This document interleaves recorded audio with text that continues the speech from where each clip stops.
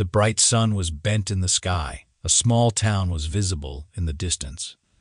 Someone was hammering a nail into the ceiling. The guy holding the nail in his teeth laughed, looking at the building. He asked, "Is this really all?" A tear ran down his cheek as he mentally noted that it finally happened. The ninth-grade archmage named Ellison clenched his fist, mentally noting that he was able to open his own restaurant after 15 years. 15 years ago, as usual, returning late from school, the brown-haired man yawned, saying that he wanted to sleep. He walked across the road, noting that he wanted to practice slicing a little, but it was already completely dark. The main character dreamed of becoming a chef and even entered a high school with a culinary focus. In the future, he was going to become an excellent cook and open his own restaurant. However, the headlights of a truck flashed nearby. Seeing it, the guy froze with a puzzled face. The traffic light was green for pedestrians. That day, his dream shattered into small pieces. When he woke up, he found himself in some incomprehensible world, while everything around was burning. The brown-haired man sat up and asked where he was. In front of him, warriors were running towards a huge dragon. It turned out that he had ended up in a fantasy world, which was restless. Fear appeared in the protagonist's eyes.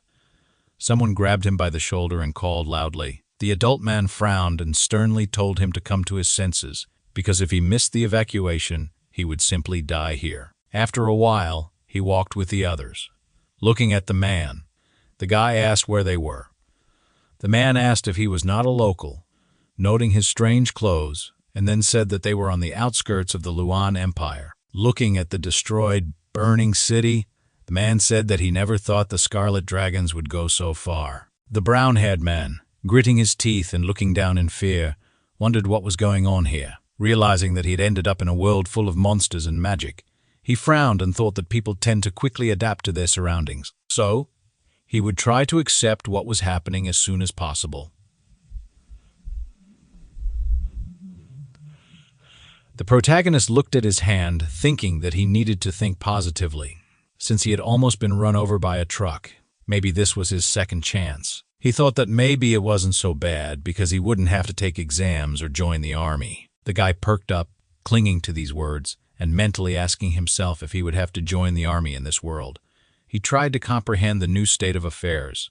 The sound of hooves was heard from the sides. A man on horseback appeared on the hill and asked for attention, shouting loudly that there would be an imperial decree. The man, reading the text from the scroll, loudly told the inhabitants of the Luan Empire that the fate of their nation was on the brink. The mercenaries had fled, and the knights had fallen in battle. People with frightened eyes listened to the words that they could no longer hide from the dragons. The guy grimaced when the inhabitants began to rejoice after the man's words, saying that it was time to stand up for the country's defense. He wondered what was going on here at all. The messenger frowned and shouted that the emperor was joking, to fight to the death in the name of the knights. The brown-haired man froze with a stunned look, while everyone around him rejoiced. He realized that he had arrived here in the midst of a war with dragons. He raised his frightened eyes, mentally noting that the army was exhausted and the empire relied on contractors. The government had to introduce conscription. The bald man, scribbling with a pen on a piece of paper, asked if there were any relatives of noble or knightly origin. It was noted that a man aged 17 to 45, regardless of origin, was automatically assigned to the knightly army. The guy stood with a shocked face and muttered. The man noted that apparently there was no one and then called the next one. After a while, the brown-haired man entered the dock barracks. Later, on the street, the knight loudly ordered to salute the emperor. Standing in the crowd, the main character screamed and cried, thinking that it would have been much better if he were hit by a truck than become a knight. The guy breathed heavily, looking at the sheet of paper. Someone called him, calling him number 32. The knight, looking at the document, noted that he had good magical potential. So, after training, he would go to the magical troops. In the dining room, the cook poured soup. The brown-haired man put his plate on the table. As he put the spoon in his mouth, he thought that being a mage sounded better than mindlessly swinging a sword. He grimaced, tasting the potato with pulp. At this time, the people at the table with him said that the food was quite good and even tasty. The protagonist turned a surprised look at them, wondering if they really thought it was tasty. Watching the man gulp down the soup, He mentally asked himself what would happen if he opened his own restaurant right here. Dai began to train hard, thinking that here he could also fulfill his dream. He also trained in magic, mentally noting that the dragons here used magic. They were just animals, and his service would end in only 2 years anyway. Walking along with the others in the mountains, he sang a battle song, at the same time telling himself to just pat himself on the back for 2 years. At that time, he did not yet know that his service would last, not 3 or even 4 years. Looking at the red sunset in the distance, the guy said that their courage would overcome even the burning river, and a wonderful day had come for the greedy dragons. The warriors walked along the rocky terrain. Would the protagonist have been able to keep his spirit if he had known that he would serve for 15 years? Time flew by, and in the city of Drake, the girl looked at a small estate. She raised her eyebrows and asked if this store had always been here. Next to her, she saw a guy trembling with tears. Looking at him with a puzzled look, the brunette mentally noted that apparently he had kept his emotions inside for quite a long time. She approached him and asked if he was okay. The protagonist replied that everything was fine. He was just happy that he had finally opened his own restaurant. The girl covered her mouth, asking if it really meant that he was the owner. She shook his hand and told him that her name was Rain.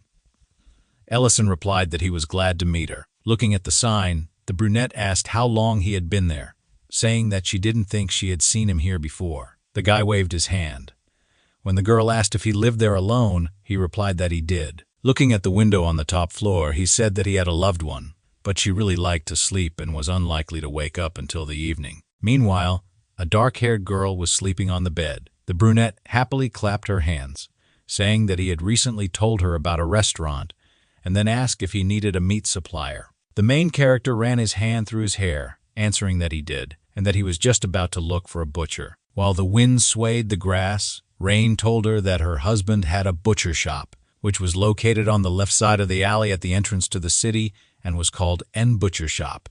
Ellison thanked her and said that he would go there right now. The girl looked down and noted that her husband could be very hot-tempered at times, and if he suddenly lost his temper, it was worth saying that he had come from her. The guy smiled, thanked her, and thought that she was very sweet. Afterward, he wondered how such a kind soul could have a hot-tempered husband. Then he thought that in 15 years of service, he had seen all sorts of people. Large pieces of meat had been seen on stacks. A stern man with a scar on his face bared his teeth and half asleep. He mumbled, "What was the matter?" The brown-haired man froze in confusion, trembling with fear. He began to mumble that he had a butcher shop nearby and was going for himself. Mr. Null hit him with his fist, exclaiming that he was not selling. Frowning, he repeated, saying that he was not selling meat. Pointing at the piece hanging behind him, he noted that he had seen many such restaurants that bought fresh meat and then sold almost spoiled slop at exorbitant prices. The protagonist smiled nervously, listening to the butcher's words that he had been deceived like this for almost 3 years and was clearly no better than all of them. They hit him sharply on the head, shouting loudly, asking what he was talking about. Rain, holding a frying pan in her hand, exclaimed that she had a suspicion, a premonition, so she came to check for herself. She sighed heavily, asking Ellison for forgiveness for her husband, noting that it was worth angering him, and then he immediately carried away. She then asked if it was true that he needed meat. The man exclaimed that she knew how much he had suffered over the years. The guy froze, listening to the squabble of the spouses. Mr. Null went to the side when his wife sent him to get meat. The girl took off her hair bandage, asking for forgiveness again, and then told him that she had served a restaurant for a long time as a contract worker. She still couldn't forget how she was treated. The brown-haired man answered that everything was fine and then asked if she had been in the army. He smiled nervously with tears in his eyes when Rain answered in the affirmative and, noting his youthful appearance, asked if he had already confessed to the troops. The protagonist replied that he had been through a lot and that these 15 years of experience would be hard to forget. Mr. Null abruptly put the bag on the table, exclaiming that he had brought meat. When Ellison began to open it, he told him to brag about his skills. The guy muttered in confusion, not seeing his wife's anger. The butcher asked him if he really thought that he would give him the magnificent meat from the bin, adding that he only provides such meat to those restaurants that he trusts. The brown-haired man pursed his lips and looked into the bag, thinking that he had miscalculated. He would get this. While the frying pan was approaching his head again, Mr. Null told him to cook a decent dish from this meat. If he didn't like it, then let him forget about his meat. Pointing his finger at himself, he told him to get ready for the fact that he was very picky. Looking at the saddened face of the protagonist, the man asked if he was listening to her at all, after which he began to laugh, noting that it seemed like he was very scared. At that moment, the butcher was lying unconscious, and a spirit was hovering over him, saying that it would be happy to appreciate the taste of his dishes. Looking at Rain with a frying pan in her hands, Ellison asked if she had given him too much. She replied that he would be fine, after which she asked him not to pay attention to his words. The guy smiled, saying that, so be it. He cooked him a dish. The girl looked at him with surprised eyes, listening to the invitation to his restaurant. That evening, when he approached the door, the brown-haired woman asked if he was really going to cook from this meat, noting that if he wanted, she could give him bin meat. The protagonist replied that it was not necessary and that this meat would be enough to cook a delicious dish. Rain looked at the bag in his hands. She lowered her eyebrows sadly, noting that it was just wuba fat. An orange-pink sunset filled the entire sky, and the sun's rays illuminated the restaurant. In this world, cattle were called differently. Cows were yuga, chickens were paling q, and wolves were bin. Ellison put the bag on the table, saying that they would come to him very soon.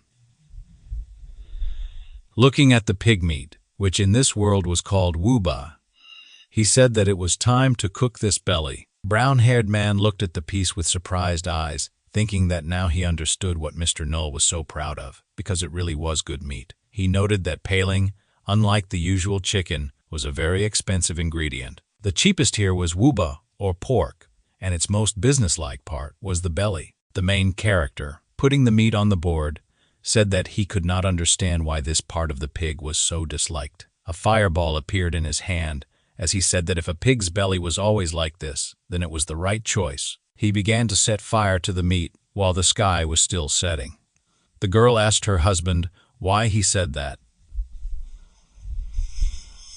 Walking in front of her, he asked what exactly she was talking about. Rain answered that he would only provide good meat to restaurants he trusted, after which he asked how long he had such principles, noting that he was a kind and honest man, but treated this newcomer inhospitably. Butcher turned around with a displeased face and asked how she even knew, since she had only met him today. The girl startled indignantly, asking if he really thought he understood people better than her, also asking who everyone was constantly deceiving. Frowning, she told her husband to admit that he just wanted to see his culinary skills, and then asked if he wanted to test him for responsibility. Mr. Null remained silent.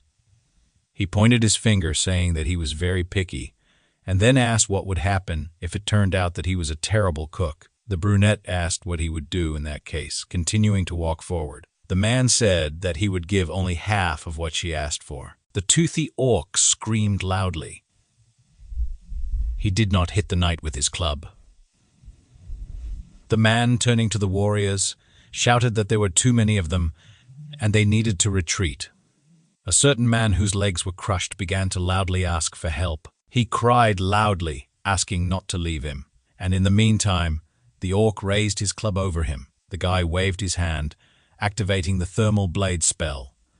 A bright blue light was directed at the orcs. The monster, with many cuts on its body, growled. A second later, it crumbled into pieces. The knight looked at the bloody corpse in fear, and the others were caught with puzzled faces.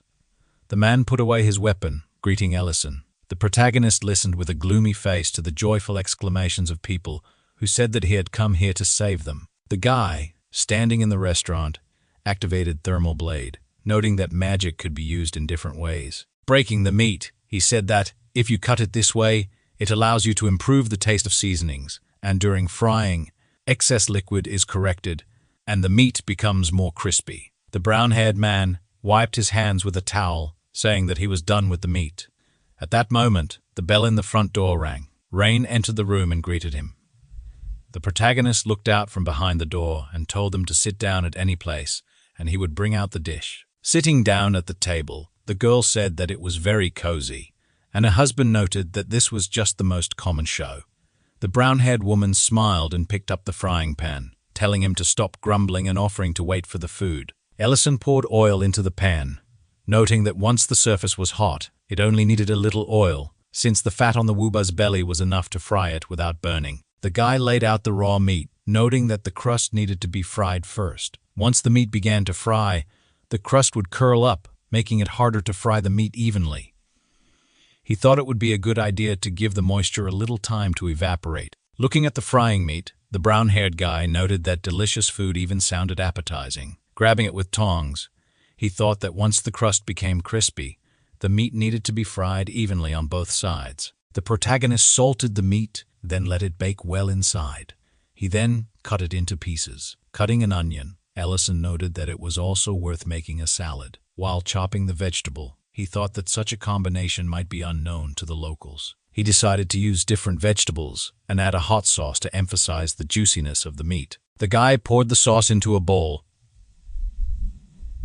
saying that Mr. Null seemed very picky, so it was better not to take risks.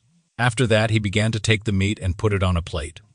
Fried pork with salad can be served. The brown-haired man brought out a plate with meat, and Rain exclaimed that it looked simply wonderful. The butcher, frowning at the dish, muttered that he was impressed. The girl took one piece, then sent it into her mouth, imagining pigs running across the field. She shuddered in shock.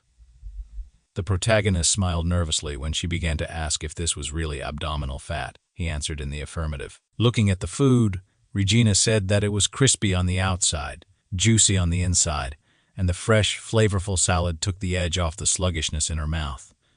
Seeing the smile on her face, Ellison said he was very glad to hear that she was pleased. Rain said that she would now be supplying the kitchen with meat. The guy smiled and began to thank her, then asked Mr. Null how he liked the dish.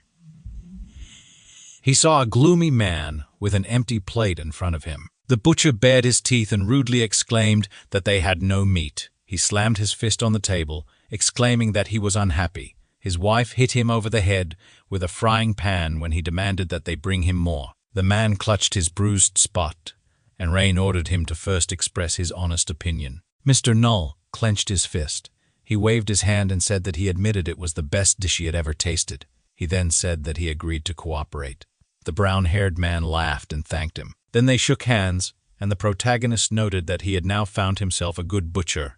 Sitting at the restaurant table, the man again asked for more, and Ellison said that he would bring it now. He wondered if it was possible to say that the first day had been successful for him. At that moment, a black-haired girl was sleeping on the bed. Waking up, she muttered.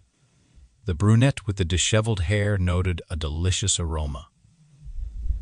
Early evening on the outskirts of Drake, Ellison's restaurant had successfully coped with the first week. A visitor waved his hand, asking for 2 more servings of wuba belly. After a while, the guy brought out 2 plates, which were very quickly emptied.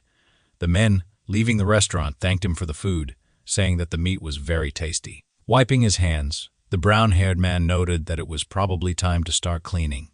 Suddenly, he saw that his spices and seasonings were almost finished. Taking one of the jars, the protagonist noted that everyone knows how important they are in cooking. After that, he said that he needed pepper and a few more spices. Taking out a gold coin, Ellison noted that, unfortunately, they were very valuable here, so he couldn't use them at any cost. Their quality was not comparable to spices in the modern world. He then said that it was high time to replenish his supplies. When he put the coin down, a seal appeared under it. A blue light appeared around him, and the guy began to chant, coming up with a solution to this problem. His eyes lit up. After that, a flash occurred, and outlines of objects began to appear through the thick smoke. Saucers appeared on the table. Afterward, the brown-haired man noted that he was using summoning magic from another world.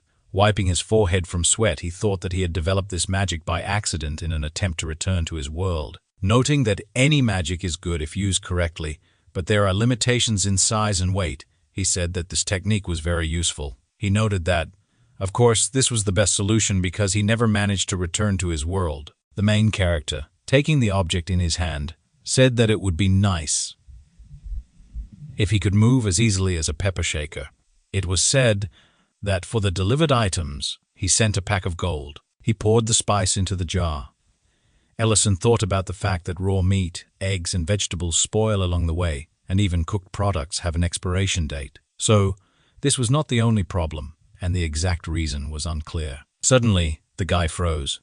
Squatting down, he thought about how this magic takes a lot of strength, and later said that it does not get any easier for him. The brown-haired man thought that even for him, a 9th-grade archmage, one summoning per day was the limit. He opened the refrigerator, saying that with such fatigue, a cup of beer would be just right. Seeing the emptiness in the place where they should have stood, he shouted loudly, asking, "Where is it?" The protagonist's eyes turned black. He tried on the name Ruren. The brunette, at that moment, was sleeping soundly on the bed, surrounded by empty cans. After a while, there was a bump on her head. Grabbing it, she loudly asked what she had done again. Ellison picked up the crumpled can and asked how she could drink all the beer and not clean up after herself. Remembering how she smelled a delicious aroma after waking up, and after a while saw empty plates, the girl exclaimed, "What is this about him not leaving me any goodies?" Pointing at herself, she exclaimed that she was a black dragon, and that cleaning was for losers, so she would not clean. Hearing this, the guy trembled with anger. After a while, there was another bump on the woman's head. She was sitting in front of a bucket of onions, peeling them, and the brown-haired guy told her to clean up after herself. Later, the girl exclaimed again that she was a dragon. Looking at her, the protagonist mentally noted that she really was a dragon, but now in human form. Remembering the crying dragon in the dark cave, he recalled that he had come across her during the war with the dragons. When she lost her mother and her lair, he could not leave her there. He took her with him and began to care for her. Looking at the brunette, Ellison noted that, being a dragon, she lived for hundreds of years, but was still quite young. He closed his eyes and sighed, telling her to stop cleaning, saying he was now cooking her a steak for dinner. The guy looked away, puzzled, as a butcher came into the restaurant. He sat down at one of the tables and asked for a glass of something strong. Looking into the refrigerator again, the brown-haired man remembered that his girlfriend had drunk all his beer. Grabbing a green bottle, he said he thought this would work too. Taking out some soju, the protagonist said he was lucky to have grabbed it last time and noted that he needed to pour it into another bottle. After a while, he put the meat in a transparent bottle on the table. Pointing at it, the man asked if it was water. Ellison said it wasn't and asked him to try it. Pouring soju into a shot glass, he told him the name of the drink. Smelling the drink, Mr. Nell said it smelled strange. Then, he tasted it. The man stuck his fork into the meat, placed it in his mouth, and, closing his eyes, muttered with pleasure. The guy smiled widely when he heard that it was delicious. Looking at the food and drink, the butcher reasoned that, at first, it was a little bitter, but then sweet notes appeared, which went perfectly with the meat. He noted that just one drink had changed the taste of the dish so dramatically. Raising his glass, Mr. Nell said the main character was an excellent cook. Ellison turned around when he was asked to bring another bottle and wondered if something had happened. After a while, one bottle was empty and a new one stood next to it. When that was empty, several more appeared nearby. Abruptly putting the glass down on the table, the man demanded another bottle. The guy started waving his arms, saying that he had had enough since it was a very strong drink. The butcher exclaimed that he wanted more and that he simply had to get drunk today. The brown-haired man asked him why. With a puzzled face, the man looked down sadly. When asked what had happened, he opened his mouth and said that it was all about rain. Mr. Nell, looking gloomy, said he thought she had someone else. Imagining the silhouette of his wife, he began to tell how she had said a couple of times that she needed to go away. Now, it happened all the time, and she began to dress up every day. Staring and shaking, the butcher said that this had been going on for months. So one day he decided to go after her and found out that, slamming his fist on the table, he exclaimed that she was secretly dating his comrade, Yarms, his closest friend. He said that, after he opened the butcher shop, they had never seen each other again. Now, he understood why. His friend must have been ashamed to look him in the eye. Clenching his trembling fist, Mr. Nell said that today she had also left and that, perhaps, she no longer loved him. The protagonist lowered his eyes and asked him to calm down, saying that another bottle would not help his grief. The man asked how he could survive this and then asked if the guy knew what the funniest thing was. He touched his face with his hand and said that he still loved her very much. Despite everything, he simply could not live without her. Ellison was silent, listening to the butcher's question of what he should do. Mr. Nell looked up when Ellison offered to help. He asked what Ellison could do.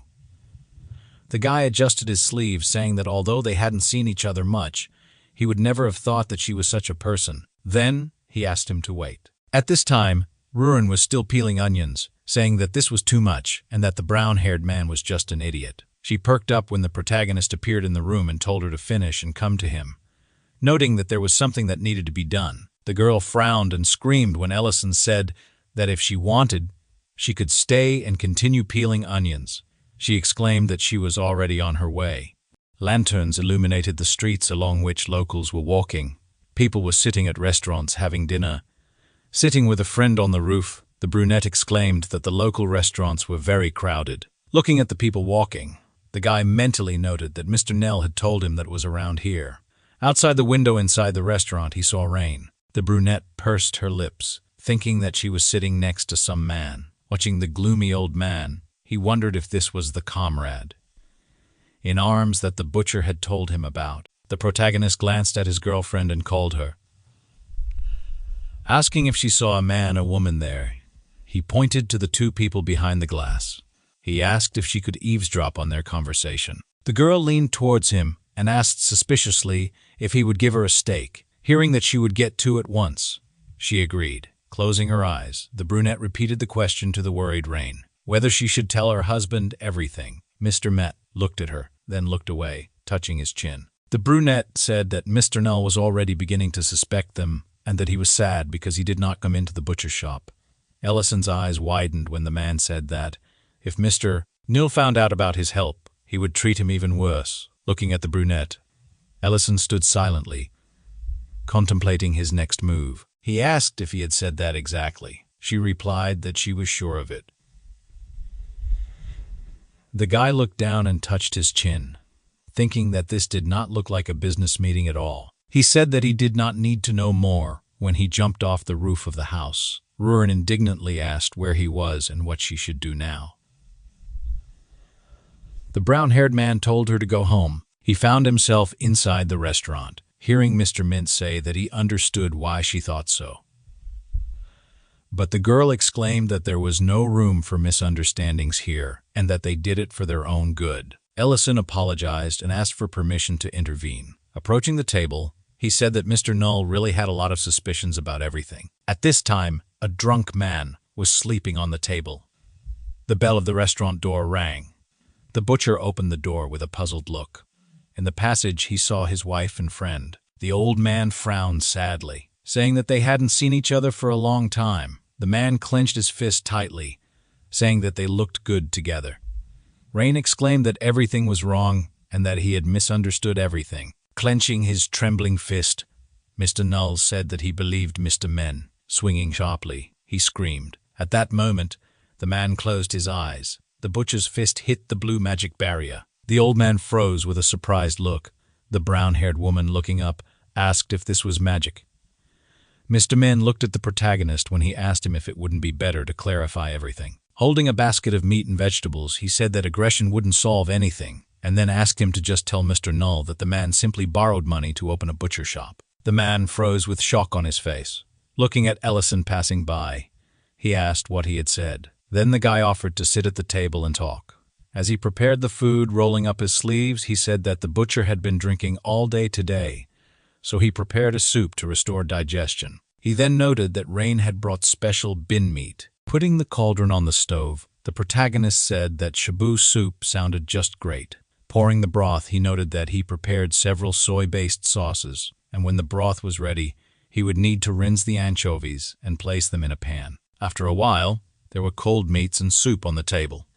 Wiping his hands, Ellison noted that the dish was ready, and then said that he hoped they had cleared up the misunderstanding. Looking at them with puzzled eyes, Mr. Null asked if Mr. Men had really lent them money. Rain closed her eyes and answered in the affirmative, saying that after the deception, he had no money left, and Mr. Men had given them most of his savings. The old man listened with a sad look to her words, about how now that the store had begun to bring in a steady income, she made it a point to see him to return the money. The butcher froze and muttered that the money had been given after the deceivers had been caught, and then asked if that had really been a lie. Opening his mouth, the man asked if he would have taken the money if he had known the whole truth. Looking at the empty bottles of alcohol, he apologized for not being there to congratulate him on the opening of the store because he had no choice. He added that if the truth came out, he would have been found out to be a liar, and he had no idea that he was going through such a hard time now. While Ellison was putting the dish on the table, Mr. Null, with a gloomy face, asked if he had any plans after retirement and how he could give away so much money. When the men looked at the cook awkwardly, he apologized, lighting the fire under the cauldron. He suggested that they continue the conversation over food. Taking a piece, Mr. Men noted the thinness of the meat, and the guy told him that it was Bellerin meat from Mr. Null's store. He cut it very finely because such meat was sold with the soup. Looking at the finished dish, he asked him to try it. The brown-haired man poured the broth into a cup. The man took out the ingredients from it. He tried the dish, and a smile appeared on his face. He handed the cup to his friend and told him to try it. Mr. Null sniffed the broth silently. Suddenly his eyes widened. The old man stroked his beard and asked if he remembered their fight in Peron. Remembering his wounded comrade, he noted that he had sacrificed himself to protect him. Remembering his shocked face, he said that he also clearly remembered that day. Seeing a bunch of weakened knights ahead, the blonde thought about how they had run out of food then, and the fight had dragged on too long. The bandaged Mr. Null held a plate of lean soup in his hand since that was the only thing they ate then. Mr. Men caught a wild Bellerin coming to his friend. He cursed exhaustedly. After a while, the two of them looked at the boiling cauldron, and the man noted that the meat soup made from Bellerin was bland, and the meat itself was tough. Smiling softly, he said that it was amazing. The old man, pouring the broth into a cup, said that his friend asked why he helped him despite his plans. Remembering how they happily ate the soup, he said that in fact he had no plans. Tears rolled down the butcher's cheeks as he listened to Mr. Men's words. The only thing he wanted was to help him. Holding the soup with trembling eyes, he apologized. The protagonist stood to the side with a slight smile. Mr. Men began to eat while the bright stars shone above the restaurant. He said that the dish warmed the soul. Ruin pointed her finger and indignantly exclaimed that promises to dragons must be kept. Ellison smiled nervously and replied that it was only evening and he would cook her a steak so she should not worry. The girl clenched her fists, exclaiming that it was already night, so she was demanding what she was entitled to according to the contract. At that moment, Mr. Men came and called the guy. The brown-haired man covered the brunette's mouth with his hand and asked if he liked everything. The man replied that everything was amazing, and then hesitated to say that he wanted to ask something. The protagonist asked, with a surprised look on his face, what happened. The old man smiled and said that the squad had recently received an order to escort a rather high-ranking person, and they would like to celebrate before leaving. Ellison's eyes widened when he was asked if it was possible to organize a banquet at his restaurant. Tea and Koob are monsters, similar to chickens, but here they are treated differently, which is why they periodically change their habitat. They are difficult to catch. The guy clenched his teeth tightly, stretching his hand forward. He shouted loudly, telling them to come here and noting that they are very fast, so catching them is not so easy. The beast's paws froze on the ground. A large chicken stood in front of the brown-haired man, and he thought about the fact that because of this, Pal and Koob meat is considered rare and highly valued. Burning with anger, he asked with a nervous smile if he should just set the whole forest on fire. The protagonist thought that he had already regretted choosing this meat for the festive dinner. Mr. N propped his face up with his hand, asking about the meat. While Ellison was rubbing his chin, he asked him if he thought they really existed. He then noted that if someone managed to catch them and sell them, that person would already be swimming in gold. He muttered and noted that it seemed like they didn't have any. The guy darkened, saying that he had said that he could get any meat, and then asked where his confidence had gone. The man snarled and cursed, rolling his eyes. He gave in and said that he had heard that they had recently been spotted in Lehman Forest, looking at the large chicken. The brown-haired man noted that he had gone straight to that forest, but, sitting on the ground, he exclaimed that he gave up, and now it was up to Ruin. A girl appeared in front of him, saying that all right, she would help if he washed the dishes later. The protagonist agreed. Suddenly, a dark aura appeared around the brunette. Her eyes glowed white, and the chicken screamed loudly when a blow pierced it. A moment later, while Ellison was picking up the carcass, Ruren, with her nose in the air, asked him if he was scared, after which he said that the same thing would have awaited him if he had not absorbed the dragon heart. Then the brunette asked what was so special about that, noting that he would have absorbed 15 more of those. After a while, the girl drank a drink from a can and sat on the kitchen table, asking what could be better than a can of beer after work. The protagonist, busy with the meat, answered that she was just watching from the side. The brunette frowned, saying that he did not know how hard it was and that her eyes even began to burn. Ellison asked her not to drink much alcohol, since he needed to leave it for the guests. Pouring the liquid into the meat, he said that this dish went well with beer. After a while, a dark sunset covered the restaurant. The voice asked if this was the place his friend had spoken of. There were many customers inside, and the man asked if the others thought it was delicious, noting that he did not trust Mr. Min's young comrade, Milton, smiled broadly and said that he believed him, and that he was sure it would be delicious. While the brown-haired man was serving dishes, the man said that he would find the earth delicious if Mr. Min said so, but the boy exclaimed that it was not so. The protagonist approached the table, and the old man apologized to him for the noise. He pointed to his comrade and introduced him, after which Milton exclaimed that he had heard a lot about him, and said that Mr. Min praised his restaurant a lot. Ellison leaned over and said that he hoped they would be satisfied. The men stared at the dish in surprise. The boy waved his hand and said that it was fried palin. He smiled nervously when the brunette jumped up and asked if this was the legendary creature that even professionals couldn't catch. The brown-haired man muttered that it wasn't that rare and then asked them to try it quickly. Mr. Min took a bite. After trying it, the three froze in surprise. The older man exclaimed that it was very tasty, and his friend noted that he was very tasty, and his friend noted that he had told him that this restaurant had no leaders. Milton, the older man, further agreed with him. The protagonist smiled sweetly looking at them, and then said that he would go serve the expensive tables. Returning to the kitchen, he told Ruren that there were a lot of people today and asked if she could help him.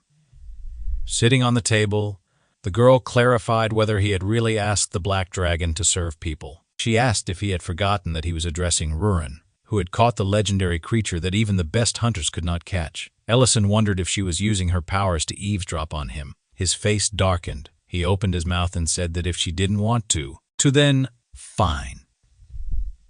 The girl raised an eyebrow in confusion when she was asked if she had forgotten and clarified what they were talking about now. Leaning on the wall, the guy noted that they opened this restaurant together after the end of the war and that they swore they would work together. He then noted that people change.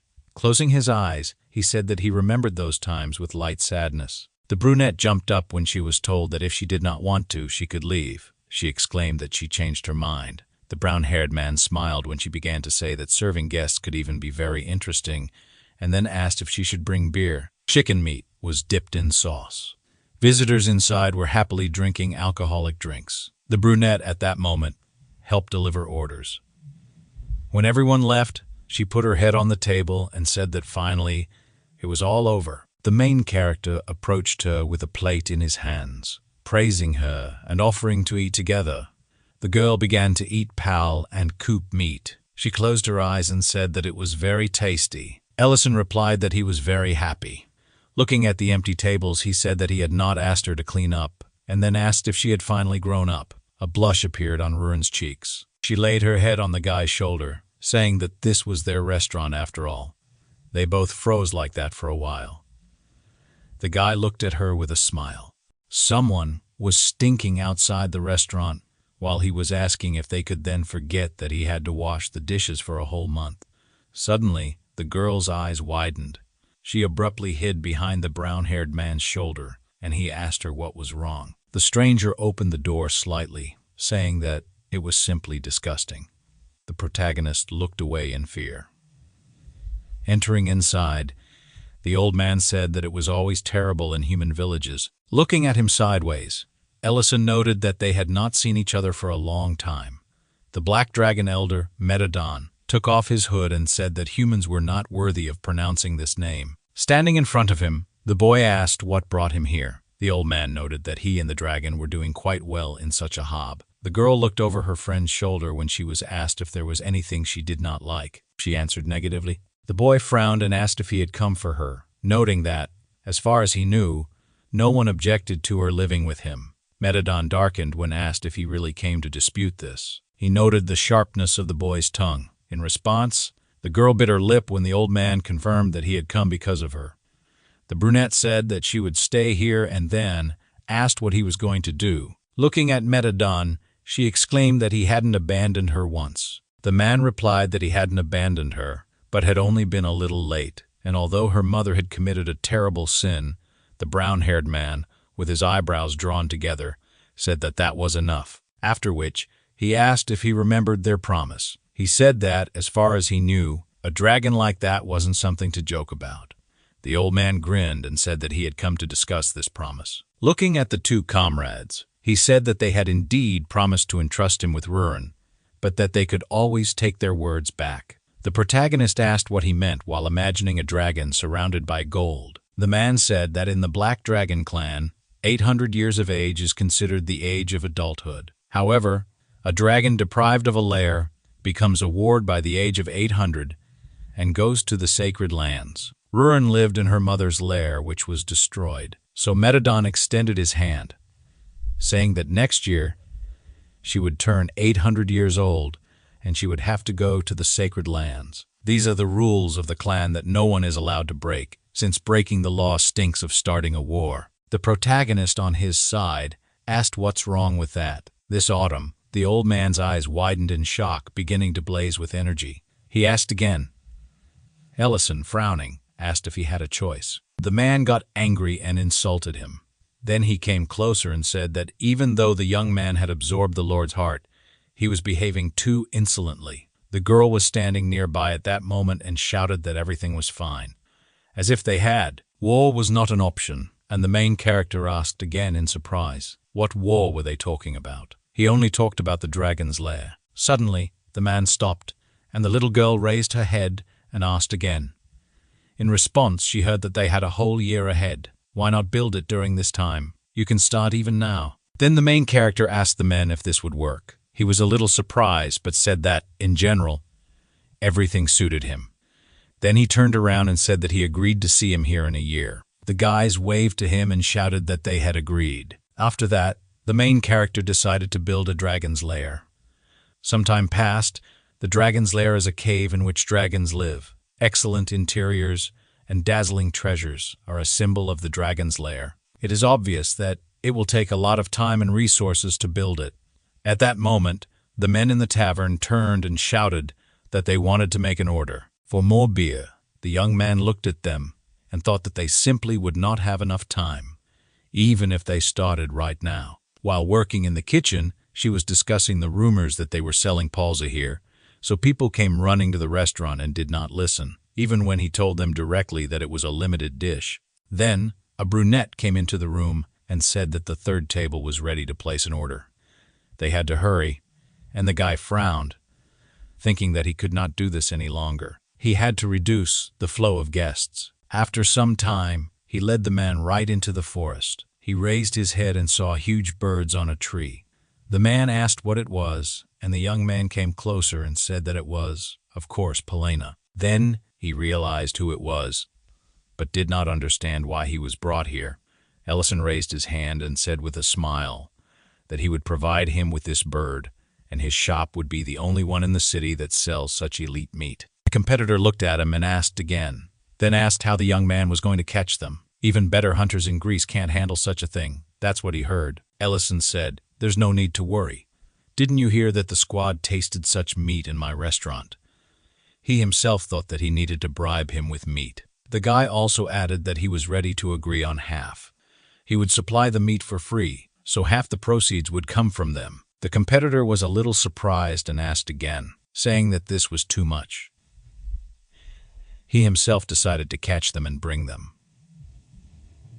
Why did he need the whole half? Ellison turned and answered that this was quite fair. He would not be able to supply meat in large quantities, So in any case, these people would not earn much. It was necessary to use this as an opportunity to earn extra money by selling other meat and buy the lady a new dress. The man heard this and became very angry. Then he looked at the birds and agreed. But the main thing was that the other did not change his mind. The deal was made. Then, the owner of Slavka began to watch the main character and said that he heard these birds often change their habitat. Suddenly, a bright light appeared in front of them, and a huge dome formed right above their heads. The main character looked to the side and asked if this would be enough. The man did not understand what was happening at all. He said that it was some kind of incredible barrier. Then he lowered his head and added that a beginner in magic simply could not create such a thing. "Who is this?" The boy raised his hand and said that he was a retired chef, just like Mr. Null. He also added that he hoped his magical powers would remain a secret. The next day, the main character's plan was carried out flawlessly. Not a single person remained in the restaurant. That's all. It's perfect. He stood in the middle and laughed, saying that there was not a single guest. At that moment, a brunette came up to him from behind and asked why he was so happy about this. The young man was a little upset and said that, to be honest, he thought that at least a couple would stay. But he also said that now there was time to build a lair. The girl shouted that she forgot about it and asked when the lair was built if the guy would live with her. Ellison turned around and answered that no, he would stay to live here, in response. Once she heard that, she said that then she did not need it. Let the war with the dragons begin. She added that he should calm down. The lair will be built somewhere nearby. The little girl raised her head and asked if this would really happen. "This is what I heard," she said. "You should not worry, just follow me." After some time, the guys came to the clearing. They discussed that this slope was right under the restaurant and was just nearby. Since the restaurant was on the outskirts, all the adjacent land belonged to it. The girl smiled and said that this was great. She was satisfied with this distance, and the guy turned around and answered that it would be necessary to dig today, so they would have to constantly monitor the internal barrier. Otherwise, the earth would collapse. The little girl agreed. Then she rolled up her sleeves and shouted that they had to start digging. Ellison waved at her and said that he was going back to the restaurant because he couldn't leave it empty. That's when the girl realized that it seemed like all the work was left on her. The young man himself was relaxing in the restaurant after some time and said that he hadn't had so much free time for a long time. The sun's rays were so warm, but suddenly, someone attracted his attention. A blond man came in, apologized, and looked around. Then he came closer to the owner and asked if this was the famous restaurant. In response, he heard that he didn't know how famous. But yes, at least this man came to the restaurant. The blonde added that he heard they sell the legendary finger meat here. The owner was a little upset and said that he was sorry, but they no longer cooked this dish. It is better to look into the Null butcher shop. The boy turned around and said that he could not. He asked if there were other dishes. He really wanted to eat. At that moment, the owner sat him down at the table and said that if he was satisfied with another dish, then he could order it. He also heard the words of gratitude. The main character raised his hand and thought that it seemed this boy was from a prosperous family, but had just run into difficulties. He said that he had the same attitude toward all guests. Then the cook took out the meat and thought that the only dish the child would like was a hamburger. He cooked the cutlet for Ruin, deciding to use a sign from a wok, turning it into minced meat and began to fry it. It was necessary to give it a shape, so he salted it a little and fried it in butter. Then he put the cutlet on vegetables and salted it with garlic sauce. It looked delicious, and at the end, the young man decided to add an egg from that miracle bird. He thought, I said that they don't sell birds anymore, but eggs are a completely different matter. It's my thing. Finally, the burger was ready. Not even a dragon would stand in front of such a hamburger. The cook brought it to the visitor and said that it was served. The visitor was very happy and shouted that it was amazing. Really a sandwich. In response, he heard that it was something similar. The blonde took the hamburger in his hands and said that, in that case, he would try it. But suddenly, a man came in and turned to the young gentleman, saying that he had been screwed everywhere and asked what he was doing here. The boy turned around and said in fear that he had just come here. This man started shouting that if a child got poisoned when eating in such a place, what should he do? He should follow him. The cook heard this and became very angry. He approached the new guest and said that he did not want to interfere, but this was too much. He turned around and asked if this man was the owner of this place. He wasn't sure that he knew who the food was suitable for. Then he looked at the boy and said that this was the Lord's son, Baron Diren. The protagonist came closer and said that he didn't care about that. He was just serving his guest. What was wrong? The man got angry and asked again. It was all arrogant. At that moment, the boy asked them to stop and said that everything was fine. Then the young guest put a coin on the table and said that he was not sure it would be enough. He apologized, saying that he made him cook, but he himself did not even try it. Then he left the establishment upset. The main character scratched the back of his head and said that something was bothering him. At that moment, the brunette returned to the restaurant and shouted that now it was his turn. She simply could not dig anymore. She cried and shouted that she could not do everything alone. Her hands already hurt. The young man replied that it was enough. They would dig more tomorrow, but now they had to follow him. The little girl looked up and asked what to wear now. She wanted to eat.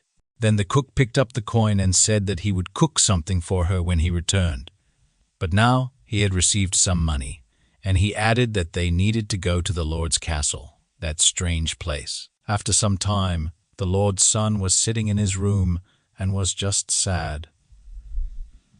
Suddenly, some kind of portal appeared next to him. The main character came out of there, wished him a good evening, and held a strange package in his hands. Then he held it out and said that the boy had forgotten something in his restaurant. It was the same hamburger that the little lord never got to try. The blonde was very happy and took it. The cook replied that he had heated it up so he could bite into it. It was obvious that the kid was very hungry. He even swallowed strangely, smiled, and said that he had a lot of questions.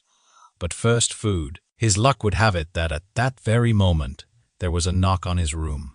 The man shouted that he heard some sounds and asked if everything was okay. Everyone there was scared, including the cook, who thought that the child needed to eat. All these people were some kind of idiots. The young lord was scared and asked what to do now. He whispered back, "What should I say?"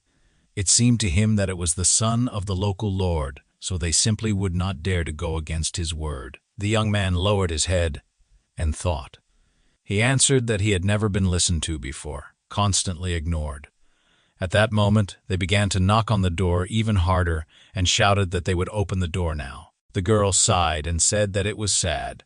Then she took a deep breath and shouted with all her might that nothing had happened and they should leave. He did not give permission to enter. The young lord looked at her and wondered if it was really his voice. Then he looked at the door and thought that he would find out that these people would not listen to him. They remained silent, but suddenly the man behind the door answered that he understood him and that he could call him if he needed anything. The boy turned and looked there in surprise, and the girl said that it was some kind of pity. The main character approached him and asked if he had seen how to do it. He needed to be a little more confident. The blonde immediately fell on one knee and asked him to be his teacher. He asked again, saying that his mother died during childbirth, and soon his father remarried. So the boy spent most of his life with his stepmother, who constantly told him that he couldn't and wouldn't do it. The woman was strict, said that the boy was breathing too loudly, and literally hated him. She taught him to behave carefully, because this man was the son of the Lord. But there was good too, so he continued to love her, although he often took offense. However, everything changed when his father was bedridden due to illness. At holidays and joint dinners, the woman simply kept silent and looked away, as if the young man was not there. And now he lowered his head and said that the services continued to carry out her orders, controlling his every step, and therefore he was completely alone. The guy listened to him and felt sorry for him. When the boy said that he decided they would not treat him better, even after he became a lord, he smiled and said that today his opinion had changed.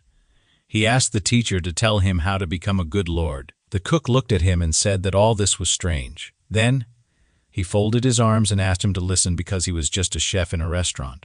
But he heard that this had never happened before. Before, the servant simply burst into the room. At that moment, Ellison thought about it. The boy was very unsure of himself. It felt like he was deliberately suppressing himself.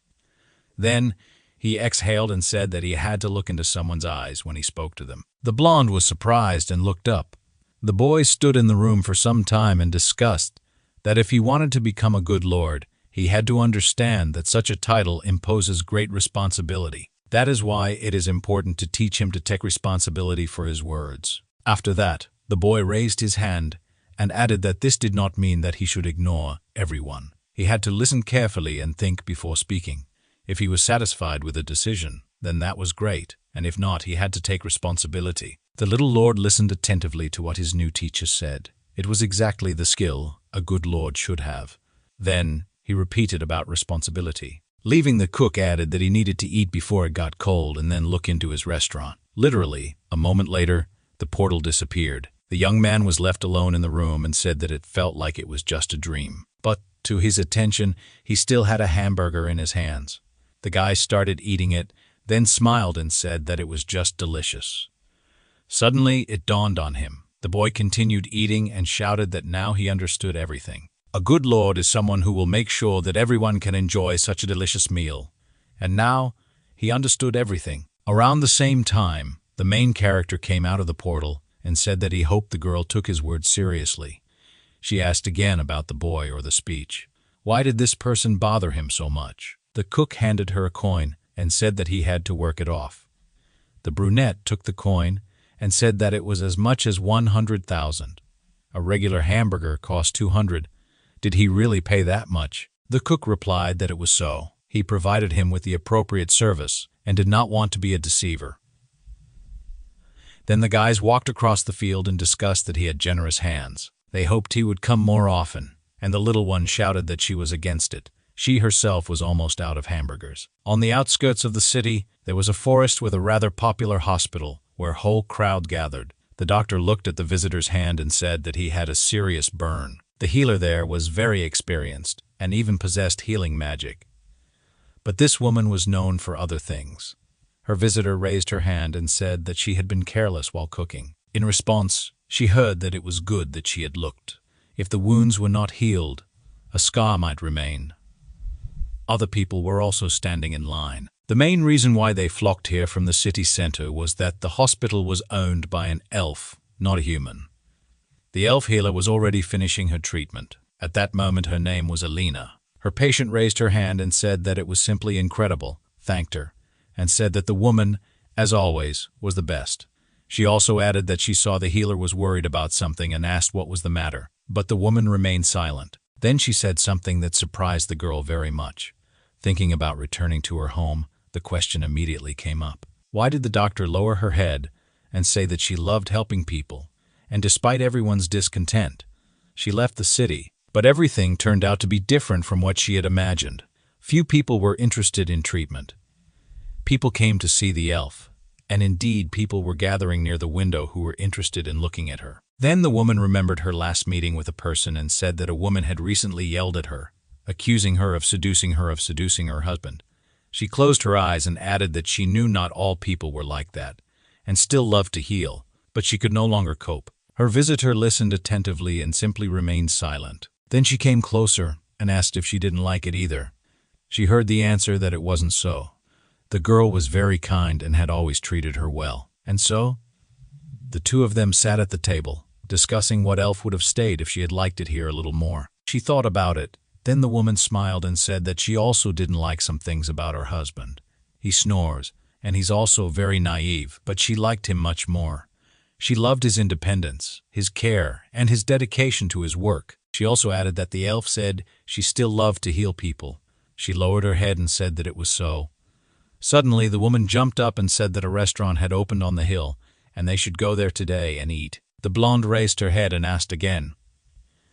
And Rain replied that she wouldn't have enough fingers on both hands to describe why it was worth visiting. She was sure she would like the restaurant. Then, the main character was working on the hill. Suddenly, someone came to him. It was Null.